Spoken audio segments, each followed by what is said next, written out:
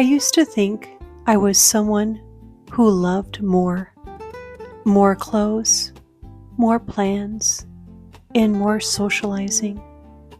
And somehow I believed all of that would lead to more inspiration. But recently, I had a night that reminded me of who I used to be and why I don't live that way anymore. So recently, I had gone out to a bar with live music, and I stayed out late, had a few drinks, and I stayed out much later than I normally would. And it was fun, but the next day, I really felt that shift. I had low energy, I was uninspired, and unproductive. I ended up ordering out takeout. I didn't get dressed, and honestly, I feel a little embarrassed even admitting that. I just felt off. And then it hit me that that used to be my normal. Overworking all week, being completely burnt out, and then telling myself that I deserved a big night out. Work hard, play hard, as they say, but when I think back at that time, I never would have admitted that was my philosophy.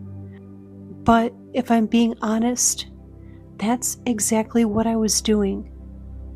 My free time was just as chaotic as my work life. It wasn't rest, it was a roller coaster, and I wasn't creating balance. I was distracting myself from exhaustion.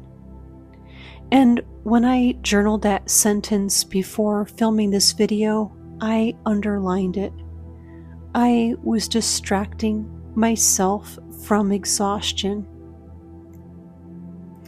And that pattern didn't just show up in my schedule.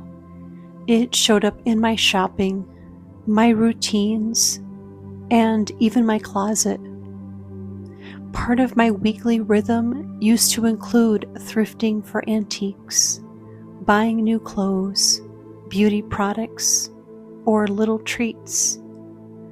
I remember someone once saying to me, "I've never seen you wear the same outfit twice." And that comment stuck with me because even though it wasn't true exactly, I realized that I was chasing novelty. And that's maximalism.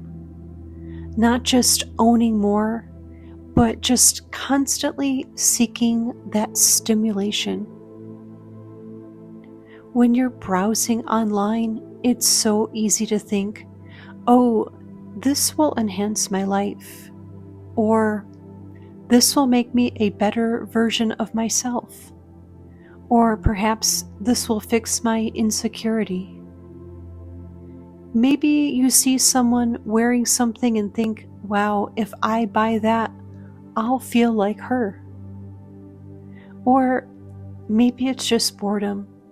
Scrolling becomes a habit, or we convince ourselves that we're solving a problem when sometimes we already have what we need.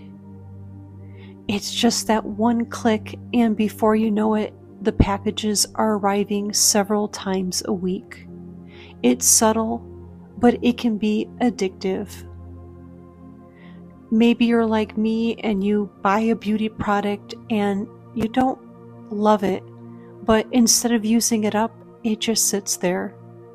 And then you buy another and another. And before you know it, your bathroom is full of half-used products.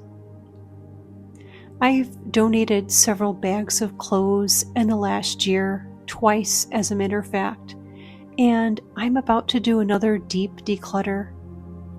Every time I review my closet, I find pieces and think, "Oh, I forgot I even had that." And then I ask myself, now that I remember it's here, will I actually wear it?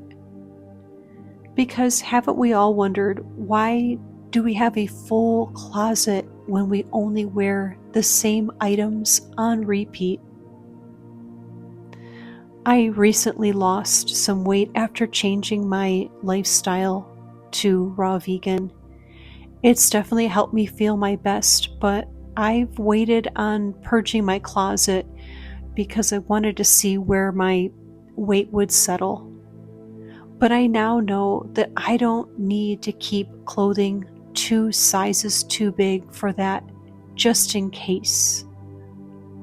Minimalism has also taught me to trust, and that also means trusting who I am becoming. Even when you don't consciously realize it, ads and social media seep into your subconscious. You start thinking your things are outdated, or that you need a refresh, and that you need an upgrade.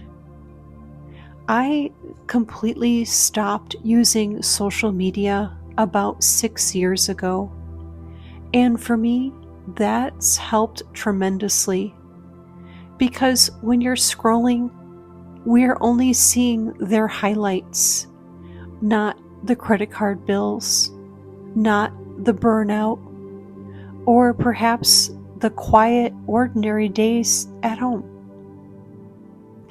For me, minimalism isn't deprivation, it's intention, and strangely, it feels fuller. It's using what I have, finishing the products that I bought, buying less, but truly loving what I bring in. If I purchase something, I want to love it, and I want it to withstand the test of time. Even something as simple as a sponge or a can opener, and I'm being very serious about it, I want to choose the one that I love. For me, making those intentional choices just romanticizes the everyday. I used to chase trends, but now I'm focused on finding my style. I love the classic cuts from the late 60s all the way through the early 80s. Timeless shapes and flattering lines, and basics that mix really well together. And pieces that actually make me feel like my true self. A smaller wardrobe doesn't have to be boring. In fact, for me, it feels more expressive because it's curated for me. I don't have that capsule wardrobe quite yet, but I'm definitely getting closer. I deleted retail apps from my phone and unsubscribed from marketing emails and texts, and that alone has reduced the temptation dramatically. Sometimes breaking that habit simply means removing access altogether. At first, it can feel like a void when you stop shopping or scrolling and you suddenly have this extra idle time. And if you need something, I would say replace it with a new habit. For me, it's been art projects, my latch hook rugs, nature excursions, camping, or just creating nourishing meals. Minimalism didn't leave me with less, but it definitely gave me space for things far more fulfilling.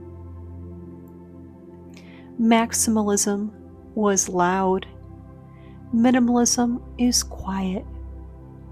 Maximalism kept me stimulated, and minimalism keeps me grounded and at peace. And after revisiting that old version of myself, even for that one night, I realized something very powerful. I didn't miss her. Until the next time, thank you so much for watching, and I'll see you later.